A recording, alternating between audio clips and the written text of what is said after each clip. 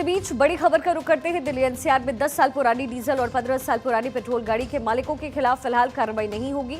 Supreme court ने एक बड़ा फैसला सुनाते हुए ऐसे गाड़ी मालिकों के खिलाफ एक्शन लेने से मना किया।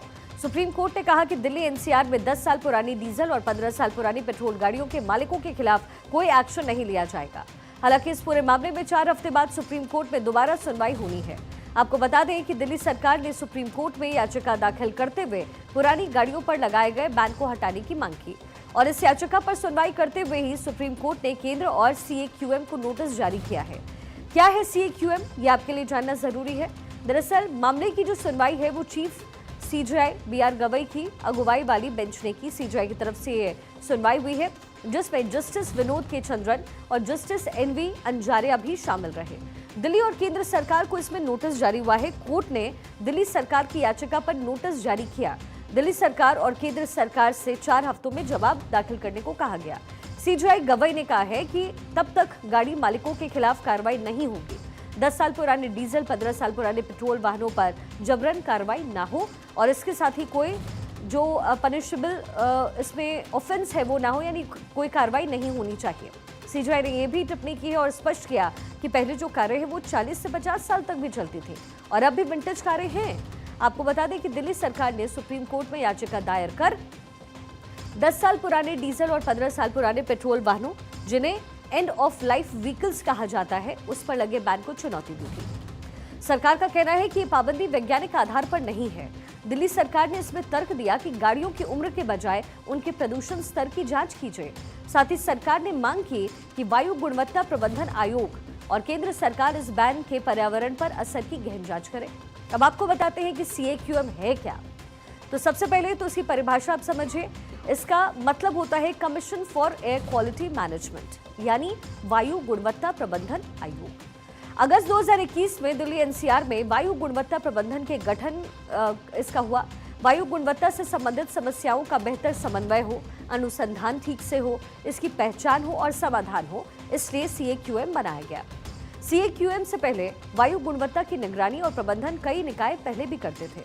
केंद्रीय प्रदूषण नियंत्रण बोर्ड यानी सीपीसीबी, राज्य प्रदूषण नियंत्रण बोर्ड, एनसीआर का पर्यावरण प्रदूषण रोकथाम और नियंत्रण प्राधिकरण यानी ईपीसीए, साथ ही संबंधित विभिन्न राज्य सरकारें भी इसमें शामिल थी।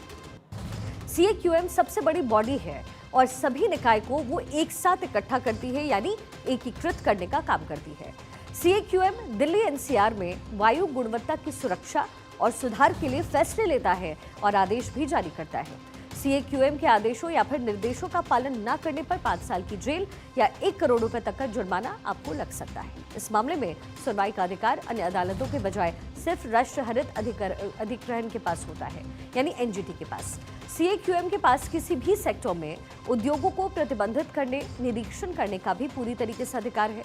ये किसी उद्योग को बंद भी कर सकता है या उसकी पानी और बिजली की आपूर्ति भी काट सकता है, यानी इतनी ज्यादा पावर सीएक्यूएम के पास है। अब जुलाई 2025 में दिल्ली सरकार ने no fuel for old vehicles नीति लागू की और इस नीति के तहत पुरानी गाड़ियों को पेट्रोल पंप पर फ्यूल देने से रोकने का फैसला लिया गया। लेकिन जनता के तीखे विरोध के बाद ये नीति महज 2 दिन में ही रोक दी गई।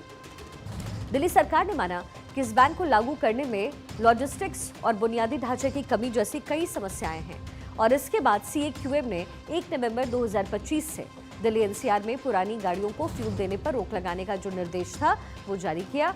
दिल्ली सरकार ने इस निर्देश को सुप्रीम कोर्ट में चुनौती दी और कहा कि ये बैन बिना वैज्ञानिक आधार के लागू किया गया है।